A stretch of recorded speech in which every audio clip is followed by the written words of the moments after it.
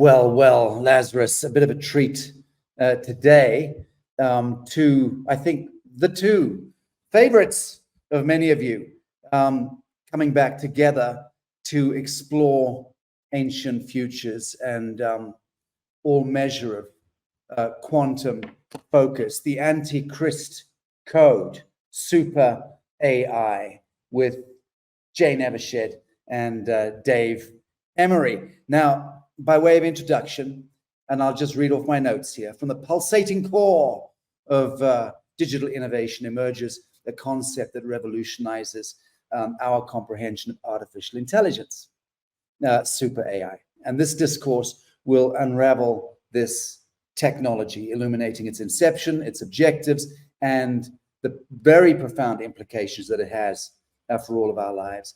The emergence of super AI has brought us into uncharted territory, as all of us well know, raising concerns about its immense power and the potential for misuse, which we can already see at play in a great many arenas. And we'll discuss some of that. Of particular significance are the fallen angelics, entities that have influenced humanity's technological progress with intentions that warrant caution. And these entities have been involved in activities such as amplifying the frequencies of the Nibiruan electrostatic transduction field, the NET, N-E-T, suppressing natural DNA activation, promoting DNA mutations, enabling mind control, and even introducing sentient viral mechanisms that could potentially exert control over living organisms. So as we further investigate the complexities of this so-called super AI, the potential pitfalls become more evident. Nevertheless, by understanding this technology and its implication, we can mitigate risks and regain control over this emerging technological challenge. So let me bring on, ladies first, add to stage. Jane, good to see you. Good to see you, Sasha. Now, I don't know if it's me or you, but you look very, very pixelated and blurry here. I'm hoping it's you and not me, because otherwise the whole thing might be out of focus. But in any event, let's bring Mike on and see how he. Dave. Dave, you know, I've got to apologize. 3 or 4 times over the years, I've slipped Mike in instead of Dave, and it's because the first Emery I ever knew many, many years ago and loved was a Mike Emery. He was a special ops military guy, and for some reason, it's one of those synapse crossovers. So please apologize. I hope you don't mind occasionally being called Mike. But for the purposes of today, I'll refer to you as Dave. How are you doing? No, I'm doing fine, and thank you very much for inviting me. And I'm so delighted to be sharing time with Jane, a very good friend of mine. And I answer to any name, actually, as long as you're looking at me. Very good, very good. Okay, good. Well, I'm going to refer to you as Dave and to Jane as Juanita moving forward. Okay, so AI, just off the cuff, Jane, to start, how do you define AI in your own words? Well, I'll tell you what it's not right off the bat. And its official description is software used by computers to mimic aspects of human intelligence. So it's not intelligent at all. That's completely the wrong word, because intelligence includes emotions, and it cannot have emotions. So, you know, it couldn't be further from the truth. It's the antithesis of divine intelligence. And what it seeks to do is overcome cosmic intelligence, which exists for the purpose of unity consciousness. And all it does is it upends that whole concept. It's artificial information, right? It's artificial that is fed into a system in order to create an outcome. And this has been used over the years in many different ways, beginning with super IA that you mentioned earlier, that we will go into. But first, we need to know, you know, what the little tiny AI we think we have isn't so tiny. Very good. Okay, artificial information as opposed to intelligence, huge distinction there, and a very important one. Dave, same question. To your mind, when you speak, we speak in terms of AI, what are we looking at? You're looking at a complex set of mechanisms which are designed to make life easier for the persons who control, and also to ensure that that control is manifest on the widest possible sphere. Artificial intelligence or artificial information, in fact, as Jane says, it's information. It's the collection of every possible and vast database that can possibly be imagined, so that the information is comprehensively secured to the whole of the matrix. The more information, the better the control can be. It's really an essential ingredient to the manifestation of control. And Right. that's what I believe that artificial information is really all about. It's a curious thing, isn't it? Because as you were saying that, and how everything's been kind of contained, harnessed and contained through AI into a situation, into a time, place, coordinate. Presumably, artificial intelligence, no matter how quantum and expansive it gets, has to always ultimately find its genesis, its home in some mechanical apparatus. It's got to be housed and contained somewhere, right? It's not going to be locked into the divine ethers, that's for sure, which quantum intelligence is, which immanent intelligence is, with the universal library is contained and nested in the ethers of the hyperdimensional spheres. Artificial intelligence surely can only ever ultimately be caged, whether it's through a multiplicity of abstractions like blockchains and blah, blah, blah. Ultimately, surely it's contained in some mechanical thing in a time-space coordinate, which could be annihilated. Jane, you're nodding your head there.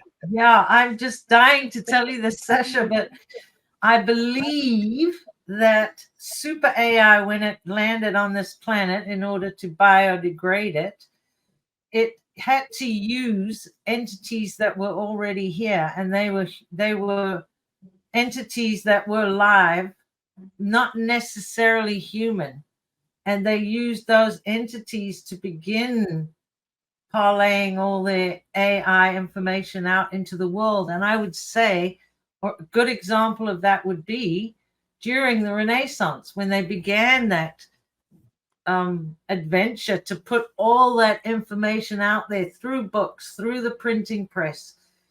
Yes, they did, but originally it was through entities that were used by super AI to invade the planet.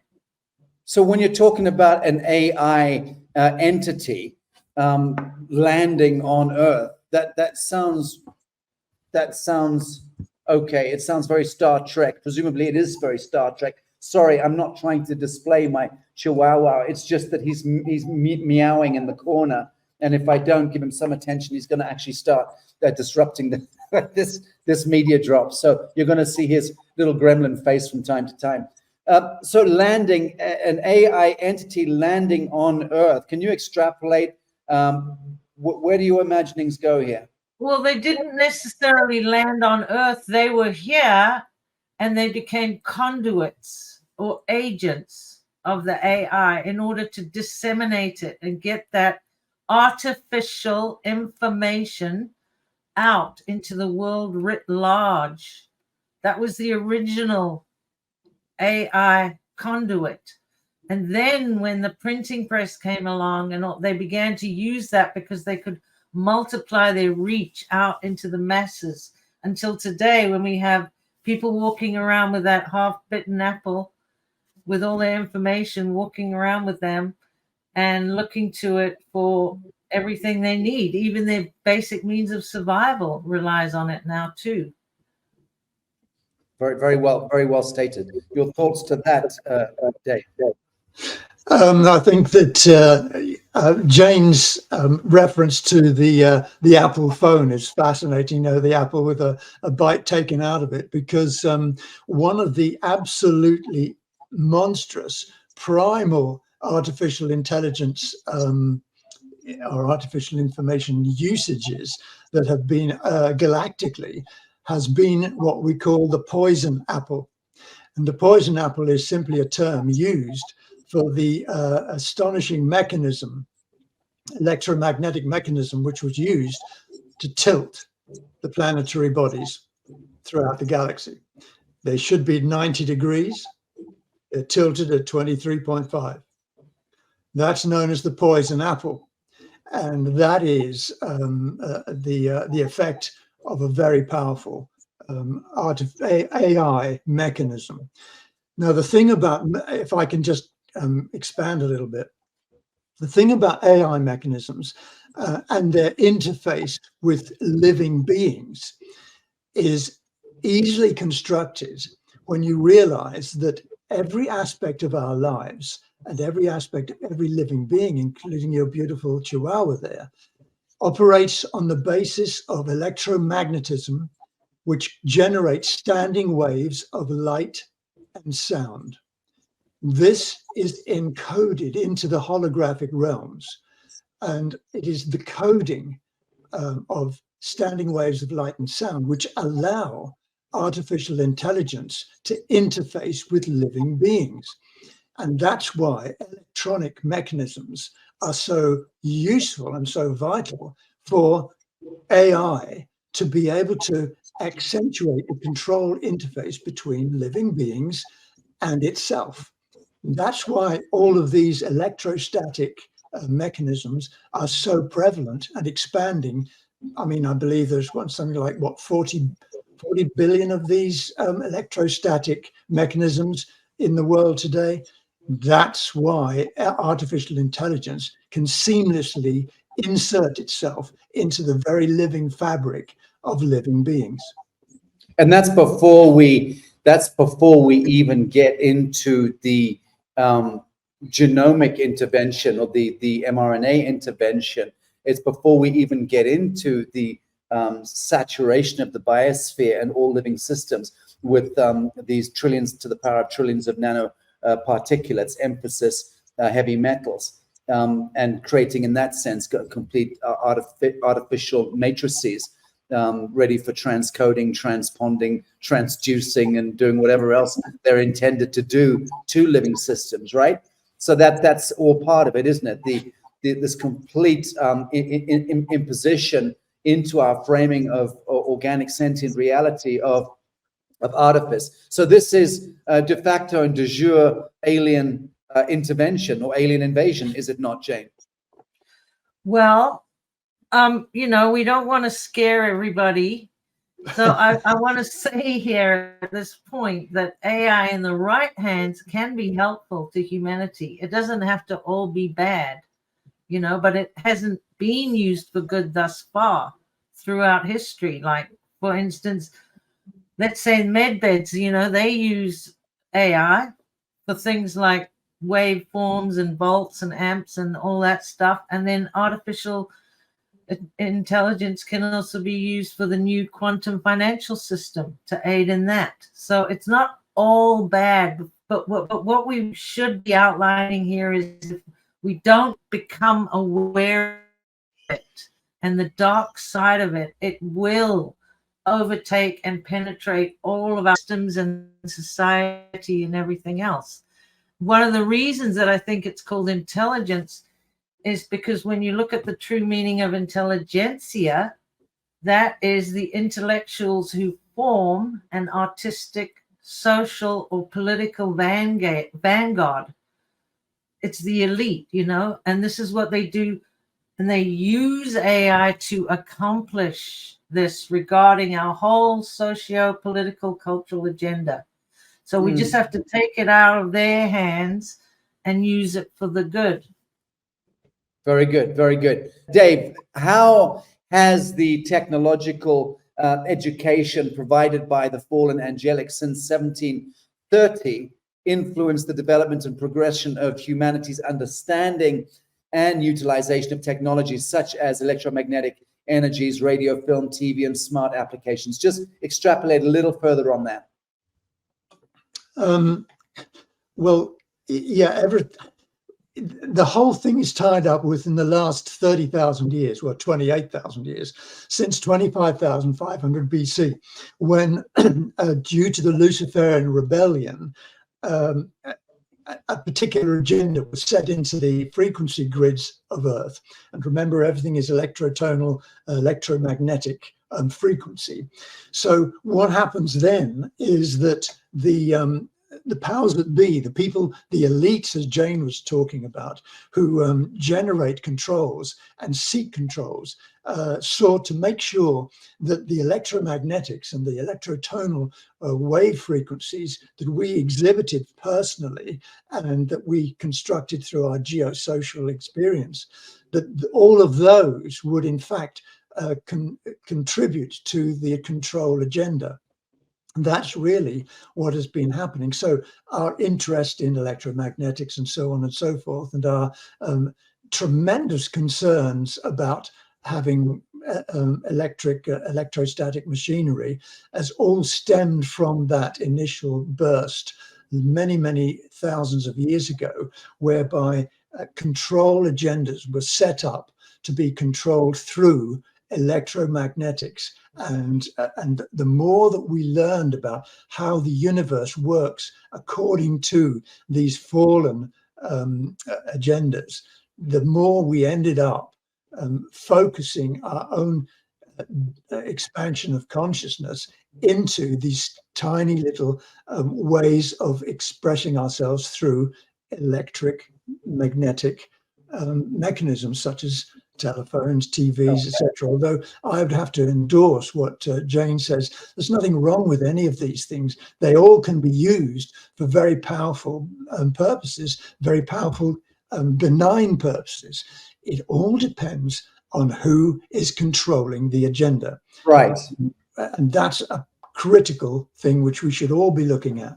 Right. So that just brings back, you know, the sentient spark of the human. The human is and must be the arbiter using our God-given conscience. And so long as we are in that, playing that function, interfacing with technology, then technology is non-disruptive to our evolution in that sense and can in fact be of benefit.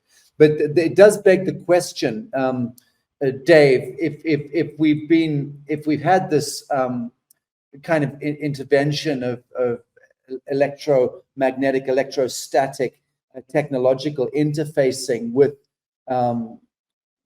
biological systems and with our sentience, if that has been part of our evolutionary process, surely it suggests that once we achieve a superluminal state, or once we achieve that morphogenetic upshift of planetary enlightenment, and we at that point will not require in any way, shape, or form this electrostatic interfacing. Does that follow that we reach a point where we instantly divest ourselves of any need for technology interfacing? Sure. Yeah, very astute point. I mean, as we expand our consciousness, what we do is we expand at the same time our frequency, our electrotonal electromagnetic frequency, our oscillation and vibration within us through our DNA, etc. And our standing waves become much more complex, and they reach a certain frequency which allows us to be able to we manage to bypass the lower frequencies of the controlling AI. Once we become aware, for example, telepathy, when you expand your consciousness, you begin to develop the powers of telepathy. We have 12 senses, not just 5. And as we expand our consciousness through our expanding DNA, then what happens is we develop higher senses. We develop more and more of those 12 senses.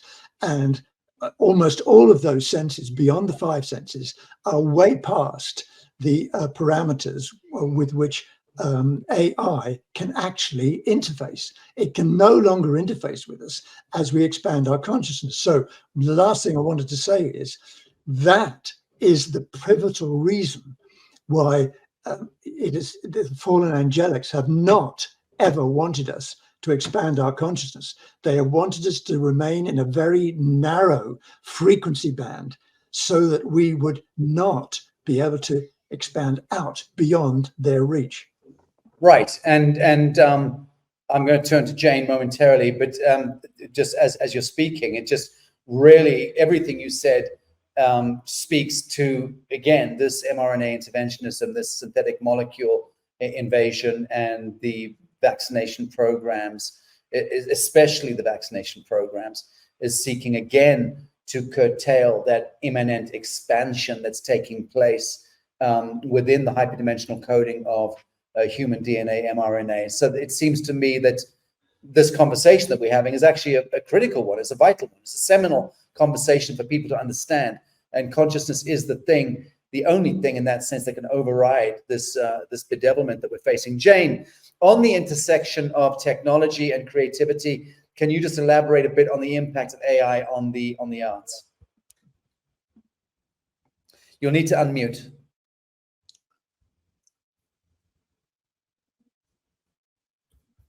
Well, what that is doing is so crucial to the big picture of taking over of humanity, because we need all our creative prowess that we have as human beings in order to build our future that we're going into, in order to create this golden age with all the new technologies that are coming in. We need to know how to put those into the right composition. We need to grow our creativity. So what they've done is they've given us a really sexy looking AI programs that can do all our art, our writing, our music videos, everything.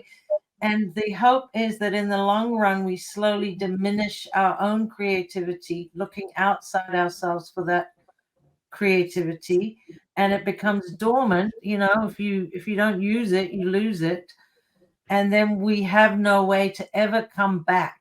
So my heart is in teaching art to children, because that's the very basis of learning how to pull these elements together, to the point at the end of that lesson you have your Teslas where they're pulling in the ether and all of that stuff. So that's what they're trying to do. They're trying to kill our own innate, incredible, divine, creative ability by replacing it with this sexy AI that looks like progress is the key word. It's not progress. So I'm just taking myself back to the misery of my early 20s, late teens and early 20s, when I, as a graduate from an art school, art academy, starting out trying to hustle for work. And you'll remember, Jane, letter set, rotring pens, fucking erasers and little pencils and endless bits of paper and rulers. I just found it a hateful experience. I mean, doing graphic design, and then you had to use that film, that clear film, and for every single amendment, you had to have another film. It was just insanely complex. It would take me, literally 2 weeks in those days to design something that I can do now on an Apple in probably 15 minutes, even less now. If I was to use AI, it would actually be a matter of seconds. So I don't know. I mean, I think that there's so mid-journey. You and I were having this conversation last week because we're planning a huge show in California early next year. And I'm arguing with you, Jane, saying, it's not arguing, but I'm saying, let's use mid-journey, let's use AI to create this kind of visual tapestry, this mapping of, the journey through the, cosmogenesis. And I genuinely think that the utility of AI for that purpose is going to make a spectacular difference visually in terms of the optics and the impact. But it's still going to require the correct kind of input, the right syntax, the right input. So where does something bad become something beneficial in this context? Because you're an absolute Puritan. I get it. I like to think of myself as a Puritan as well. But I'll tell you what, I'm almost on one knee when it comes to the time saving and the ability to harness AI in the creative arts. I personally love much of what I see it being able to do, up to and including 3D printing houses, things like that. Well, let's separate this out a bit. First of all, you're using it for the good of humanity. Yeah. In your presentation, so that's okay. And it does save time, which you don't have. So by all means, go ahead and use it.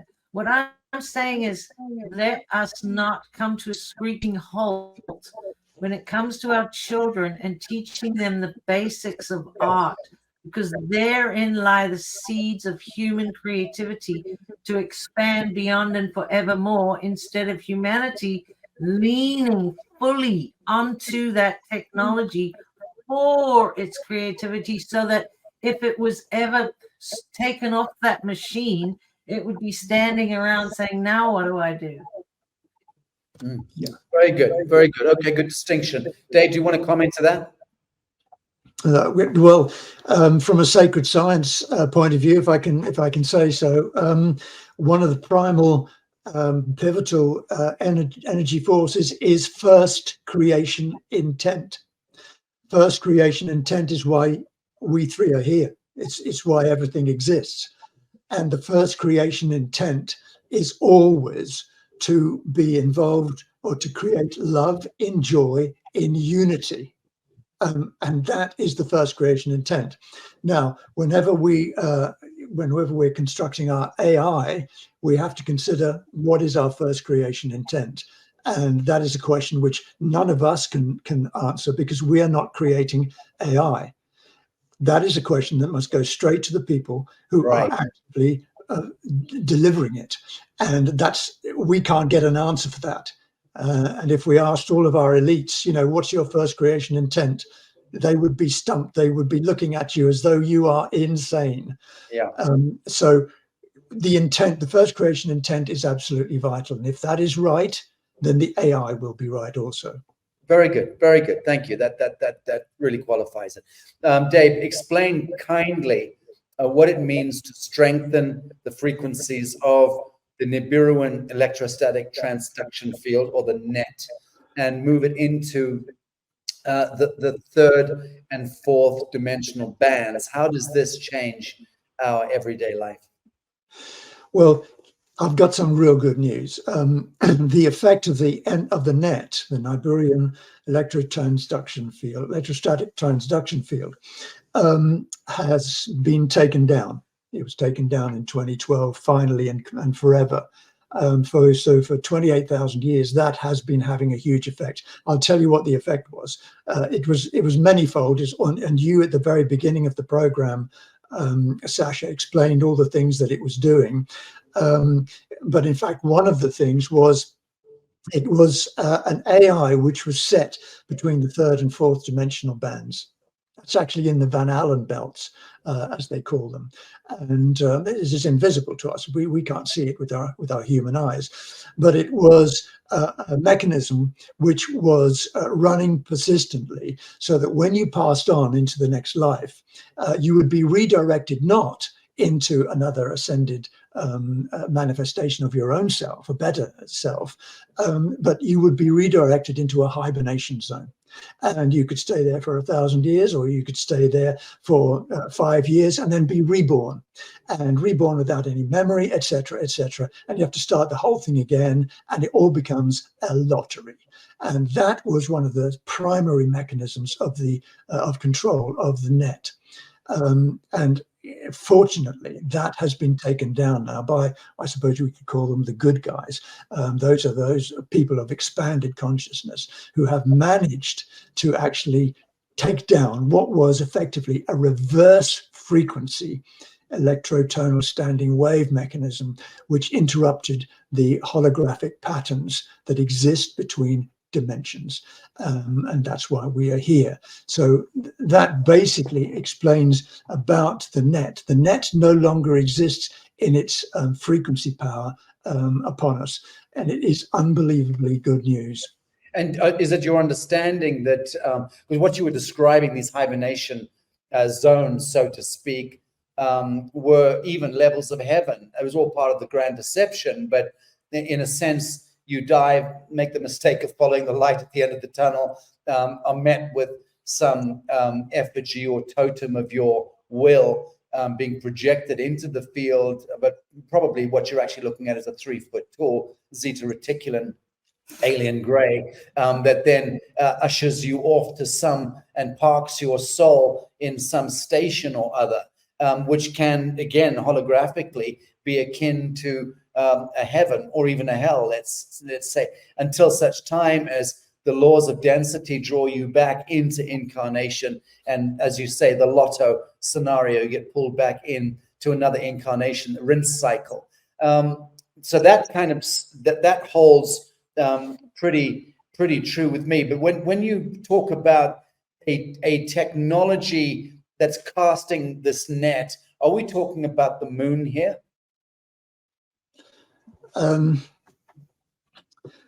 Well, the moon had the moon and the sun. This depends on which viewpoint you've got, which angle of vision you've got, whether you think it's an artificial satellite or if you think it's a real object, which has come out of the cosmos.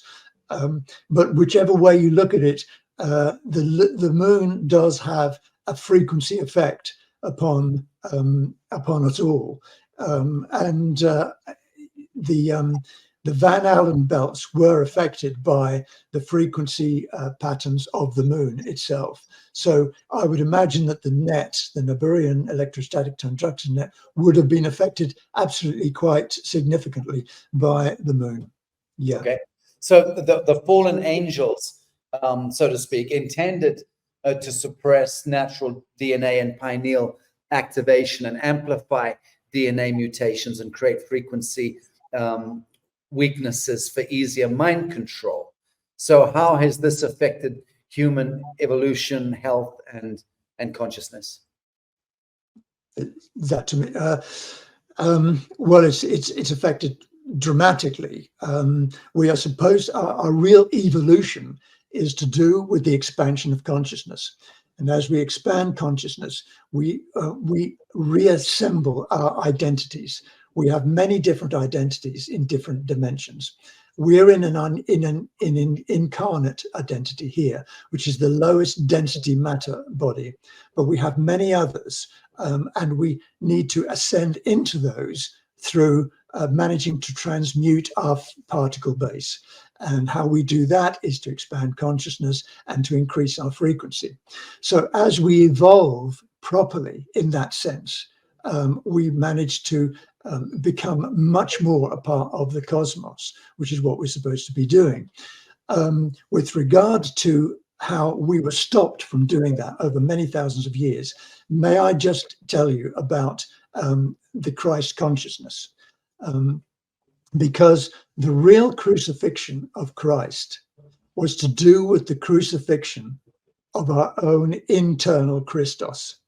Our own internal Christos is who we really are, not in this incarnate body as I am, David Emery here, but my Christos being is all of me, all of my identity selves.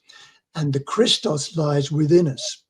And the Christ crucifixion was really the tale which the Elohim Anunnaki wanted us to believe totally in, so that we would then think that we were separated, that we were weak, that we had no long life, we had no real health, that we were tiny and insignificant creatures, and that we were sinful. And as a result of that, they managed to get us to eliminate our frequencies. For example, the net also helped to place certain patterns of confusion into, for example, the palms of the hand, where the nails went for the crucified Christ, and in the feet, and by the spleen. All of these and the wounds of Christ, the crown of thorns, which affected our pineal. All of these were inputs. They were frequency inputs by the net and the Anunnaki Elohim. And it was those experiences that we had in an etheric sense, which manage to reduce our longevity, reduce our health, and reduce our consciousness. So that is one of the ways, and one of the primal ways, in which we were held down, trapped in this particularly cage lifetime of the last 30,000 years, and which we're now breaking out of. Very good. What is the essential cause of this breaking out whilst we're at this point in the conversation? Expansions of consciousness. You can't keep a good guy down. Right. It's what Jane was saying. Jane was saying that once you develop this ability to wish to create, to want to you intend to expand your own consciousness, that there is something more, that you can create something better, then it's game over as long as you persist with it. And that's why a lot of the AI we see, like graphene oxide, has been put into certain mechanisms so that we don't do what Jane was saying, so that we are held back. This has become a war of attrition. Right, and of course, it sounds so hopeful, and of course it is hopeful. But we just constantly having to look at this dichotomy of how in the last century there's been a compression of such evil, such abomination, when you consider the indentureship of every human soul, the fabric of every human soul, into the bonds and the spells of registrations and of synthetic poisons and of mind fuckery, and just the whole calamity of existence today, which is so far removed from that wonderful kind of village scene, picturesque scene, where we're living at one with the land in communities, and that's just a long forgotten dream.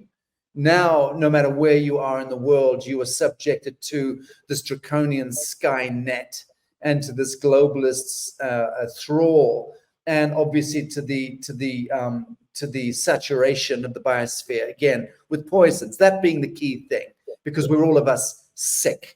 We're all of us shedding exosomes and coughing and spluttering and heaving until eventually some disease or another drags us into the grave. So far too early. So that's really what we are looking at in the last 100 years, which would suggest that the bad side, the bad guys have won. And yet the fact is that it is precisely that evil, that draconian pandemonium, that has created, again, the contrast against which we now must and do define our angelic and celestine selves. And the immanent template, so to speak, demands now to reemerge. So there's something it's perfect geometry always. All of the witchery is perfect geometry. Jane, that said, there seems to be a grand scheme or agenda behind AI in and of itself. Just shed a little light on this. Well, it's the same objective as all the avenues of what they call progress, which is full spectrum dominance on Earth, over land and sky, and every living being on the planet, and to inventorize, profit from, and destroy in order to rebuild in the containment model of the super AI masters after post-humanism is finally accomplished, which I don't think they'll ever get there. But that's what the grand scheme is. I mean, I could go into details, but I'm sure you understand what that means as far as all the details go. Yeah, but that's why we're here doing this show. It is to actually enter the subject and to go into details for those people who are kind of on the fence or new to this. So let's look into it a little bit. Okay. So we've got this overarching infiltration of AI, and it's been injected into our entire Homo sapien ecosystem, which includes our spiritual, environmental, educational, pharmaceutical, historical, scientific area, all these areas of study. So it's led us to accept this unintelligent artificial religion, which has been forced upon us. So what that brings us to is the whole idea of having the synthetic introduced into the whole entire system. And that's where I believe true sin is. That is sin, because it destroys everything. And we are told that we are the sinners. Well, all of this artificial stuff is the synthetics that they've been putting into our bodies. And this is also connected to the dark AI and I have to call it the Antichrist because of what it does, because of its effect that it has had upon humanity. So we need to absolutely reject it outright unless it is used for the good of humanity. Very good. Dave, the Antichrist, in this context, just speak on that. What is the Antichrist? The Antichrist is what I alluded to a little while ago. The Christos is who we are. And the Christ code is the code by which our spiritual bodies run. That is the code. That's the Christ code, and that's the Christos. That's who we are. So the Antichrist is the exact antithesis of that. It doesn't want to have the appearance of the Christos in any form at all. That's why the crucifixion in the Bible was manifested and written about as it was, because the real Christ, Joshua 12, did not die on the cross. But that didn't fit the narrative. And so the whole point about that story was that the Christos had been crucified and that one had to be a martyr. One had to confess one's sins before we could move on to whatever was better. And that is the Antichrist in action. That whole viewpoint, that whole angle of vision of you are not worthy, that you are sinful, and that you are liable. And that's the Antichrist, when in fact we are the Christos, and we're not liable, we're not sinful, we're nothing. We are the creators of all, in conjunction with first creation intent. When we recognize that, when we feel that in our hearts, then we know that we are capable of recreating this world in a much better form. Then in which case the Antichrist is has birthed the Roman Catholic Church, which in a sense birthed all of the latter-day monotheistic religious constructs, because they were all birthed out of the fetid womb of the Roman Catholic Church, that grave whore of Babylon, and that's birthed government. So government, which now hijacks, apprehends, hijacks, penalizes every living soul at every turn in order for it to subsist. So it desecrates living systems by poisoning them, poisons and cult of death being where profit are best exacted through global pharmaceutical and petrochemical enterprises. As Jane puts it, the intervention of all living systems, basically the desecration of biological systems. So that's what government does. It's the only thing it can do, is to harness and harvest living systems. So that being said, why is it that I look out the street now from where I am in Mexico City and I see scores and scores of cars driving by and dozens of people walking down the street to and fro, going into cafes, going about their business, and no one seems to be aware of the grotesquerie of this false light reality, that every aspect of it is injurious to the soul and injurious to our immanence. My question really being, what does it really take, and what will it really take to awaken from the thrall. Not for me. I've been awake an awful long time to this, but for Joe Schmo out there.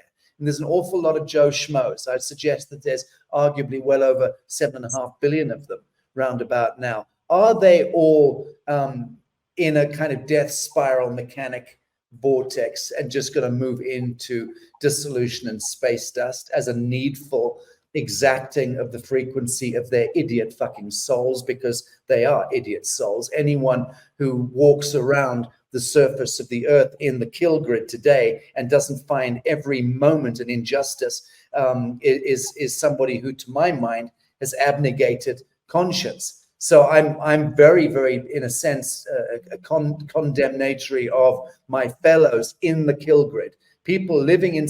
I bitch all the time. I get up in the morning, I walk out, I bitch at the fact that, that I have to go to a zebra crossing to cross the street. I bitch at it. I actually utter that.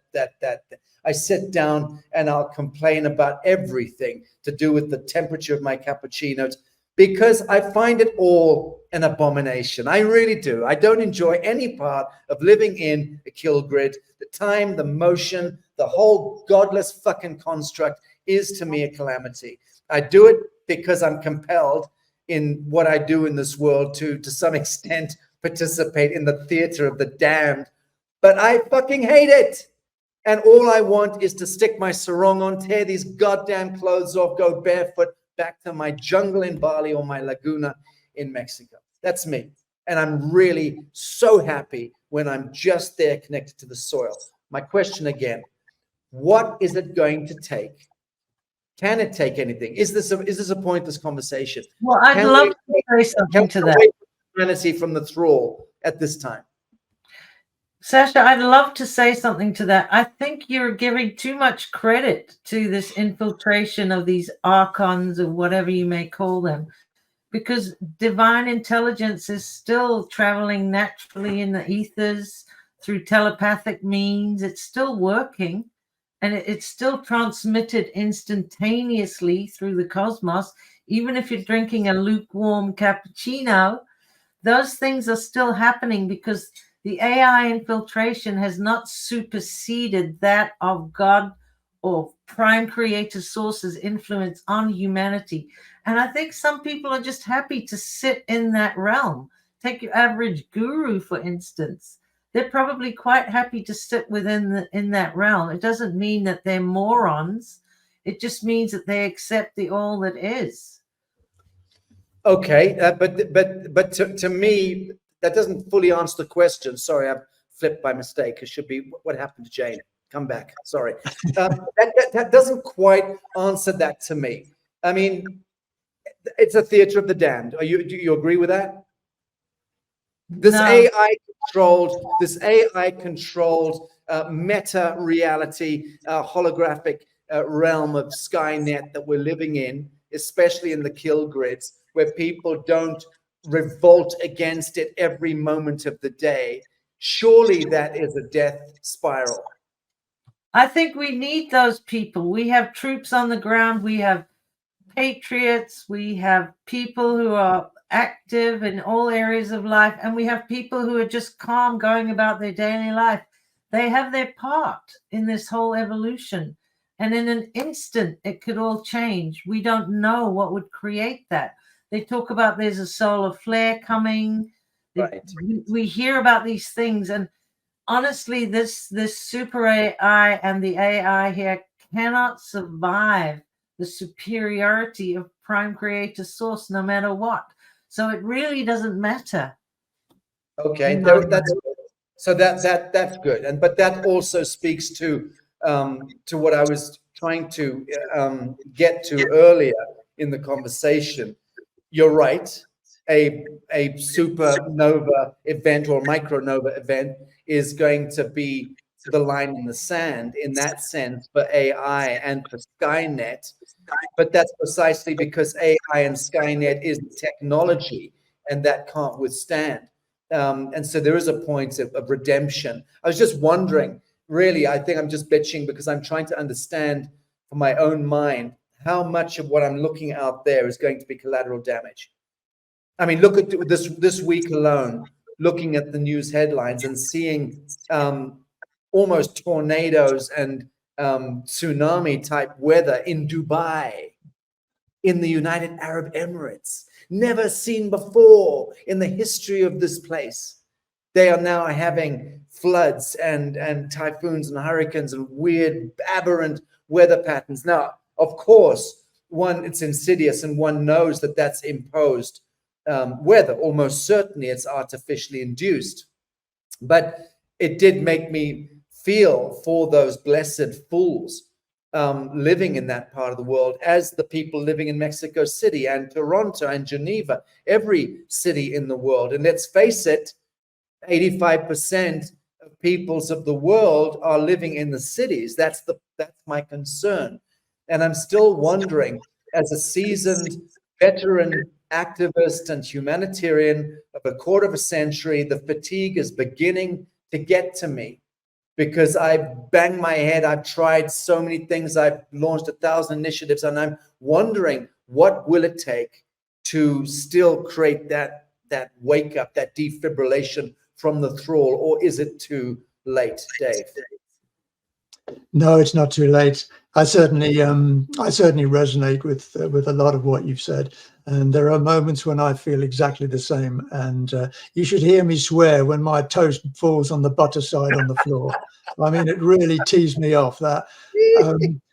But I resonate with what you say, and I understand. And with regard to the weather patterns, etc., and these things that are happening, well, let me tell you that in 1960 there was a 9.1 earthquake, which is absolutely astronomically high in Chile, and that was a deliberate attempt to take out a whole group of people.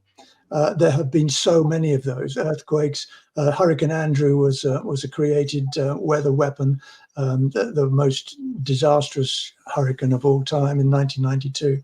There are lots of these have been placed in the Earth's environment, and yes, I do understand that it's very, very concerning. However, let me just say two things. I agree totally with what Jane says. You see, prime creator or the crystal spiral, it's still operative. It still flows, if you like, if you want to call it God source energy or pure consciousness energy, in through the grids of every single living being. It is always there.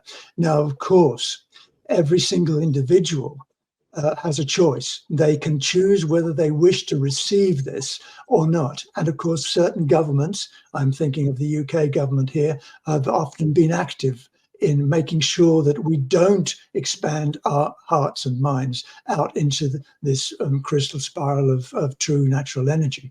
And we know that. However, you must also remember that our life here is also a little bit like going into a theater. So when I go into a theater to watch Matt Damon, who I've seen in many, many films. I like his films. I've seen him in all of these films, and I walk into the film. I know it's Matt Damon. I know it's not real. I sit down there, the lights fall, the screen opens up, and instantly what happens to me? I suspend my disbelief. When I walk in, I don't believe it. It's just a film. But when the lights go down, I suspend my disbelief.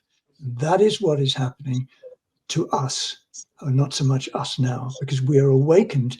We're sitting in the theater, and we have not suspended our disbelief. We know it's a drama. We know it's a theater. But millions of people out there are sitting there thinking, oh, I actually believe this. They are actually there in their own minds. How can you wake those people up? Stop them going to the theater? I don't think so. You have to wait for the energies of the prime creator to slowly infiltrate them and expand their own consciousness. And what can we do in the meantime? Well, Sasha, Jane, I take my hat off to you, because you are doing all that you can. You can't do more than you can, but you're doing all that you can. And that is worthy of everything that is so important at this time. Do what you can, because slowly, eventually, everyone will wake up in the theater and walk out as they are. Well, those are beautiful, actually, closing remarks on this discussion. I couldn't do better myself. So thank you for that. Very, very poignant. Jane, last word to you on Well, the subject of AI intervention, the takeover of humankind, and the apocalypse. yeah, a few closing remarks on that. Well, I have 2 letters, and we're going to have to go into it. Maybe we'll have to do another show, but it's next generation AI, and it's called OI, and it's organoid intelligence. So once again, it's actually another form of organ harvesting or organ infiltration, as in organ android, which is seeking to harvest our divine intelligence for its own benefit. So I think I left that for last, but maybe we could regroup on that one, because it's huge. It's a chilling scientific breakthrough, you know. And why don't you have that conversation with Dave, and then we can extrapolate on that for another conversation, because I know that this one is going to raise a lot of questions, so we could take it on to that. Organoid. Okay. And the truth is, Sasha, that I only found out about it from my friend Linda a few days ago. And when I saw it, I knew it was pertinent to this discussion, but I haven't really had time to fully imbibe it. And it's all about pluripotent cells, you know, and all kinds of things that I have to look into. It sounds like it's a deft subject for the mechanics of ascension. So thank you for that. Greatly welcome that. Dave, Emery, Jane, darling girl, Evershed, thank you both so very much for joining us today on Lazarus. Thank you. Thanks, Sasha. Loved it. Bye.